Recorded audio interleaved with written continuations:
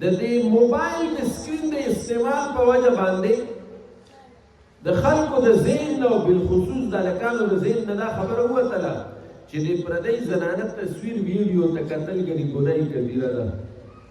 بس د دې مخلوق د مضمونه دا شی وتلی دی لکه دا ګناه د ورځې په سوونو مرتبه کېږي. نو چې کله یو ګناه دومره عام شي نو بیا د خلکو د ذهن نه د هغې نحوست او د هغې شدت ختم شي. هغه د روټین یو څیز وګڼو سوشل میډیا ته ورته لازمي ده چې موږ اپډیټ یو. رسول الله مبارک بدعا کړې ده، مشکات شریف کی روایت ته لعن الله الناظر والمنظور الی، یا الله لعنت کی پاغه چا چې څوک حرام ځای ته ګوري،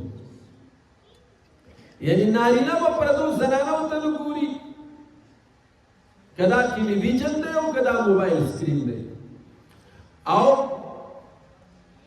زنانه په پردو نارینه ته ګوري، دوه د پاره دا حکم یو شان دی. او المنظور الی په هغه زنانه د لعنت چې ځانې بې پرده کړې دی او د بې پردګۍ سهولت یې خلکو له ورکړی.